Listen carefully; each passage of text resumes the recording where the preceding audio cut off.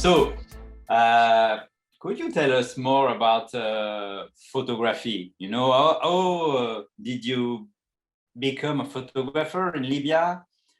At the beginning of my journey, I was working as a teaching assistant at the university, Tripoli University.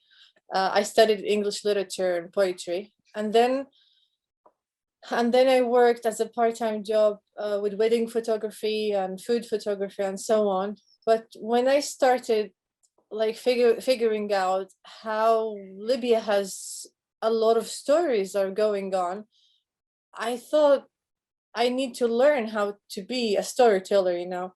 I need to do more than this. I need to do more than just wedding and food photography. Life in Libya is in chaos. When I saw how powerful is photography and how it has such impact and different perspective, and there's no such a thing about Libya, you know. So, and always stereotypical images of war and war and war and Gaddafi.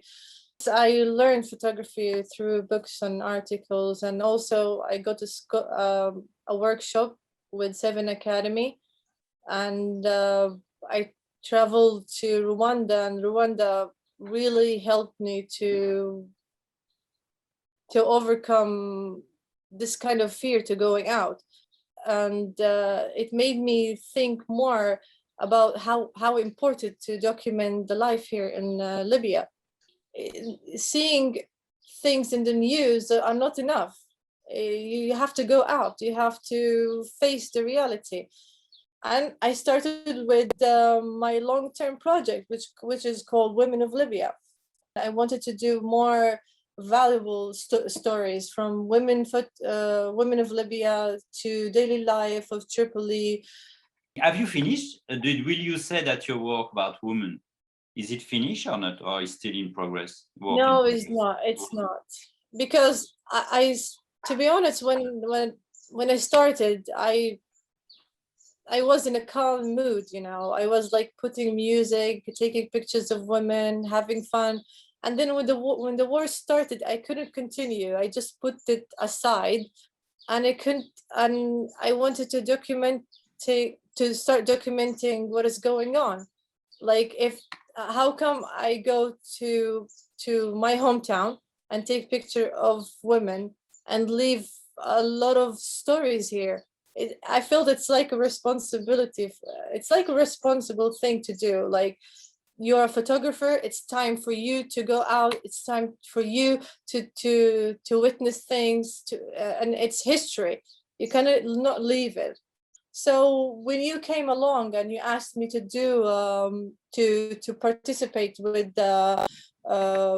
sharing you know, some stories here with Africans, I thought, why not? So, and now maybe can we talk about specifically about the work that you are exhibiting now at the Tourcoing?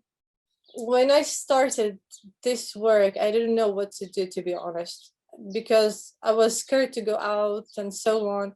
But one day when I realized that immigrants are beside our home, like whenever I go out, I see them on the side of the road, laying down, waiting for any chance and any luck to get a daily paid job. And then they say, oh my God, I mean, immigrants are everywhere.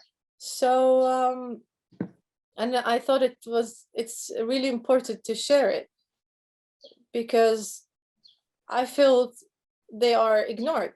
I feel they are there and not, at the same time, they are invisible. Before, I didn't pay attention to them, but whenever I go out and take pictures, I go back home and I see, oh my God, they have life, they are struggling. There are a lot of things that we don't know about. During war, whenever I get scared about the war, if the war got extended, or if the enemy advanced, I mean, Tripoli, I would imagine, what if this happened? What if what if we immigrated and the sea will be full of Libyans to cross Mediterranean Sea? And then I see, oh my God, those immigrants that I see in the streets are a reflection of us, right? Like, have you been able to build some relationship with them, to go deeper with them? Or yes, I tried. I went to the churches. They were very welcoming, but whenever I want to go deeper, they run away. Maybe they don't trust us, because even Libyans, among Libyans, they don't trust each other. You know, Tripoli, it's like, it's a mess, like different stories, immigration, displacement, insecurity, instability. And at the same time, I'm still documenting them. Like when the war ended, I see a lot of immigrants waiting on the side of the road,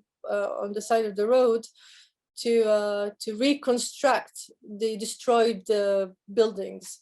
And it's amazing how they are the first people who appeared on the area of the conflict zones.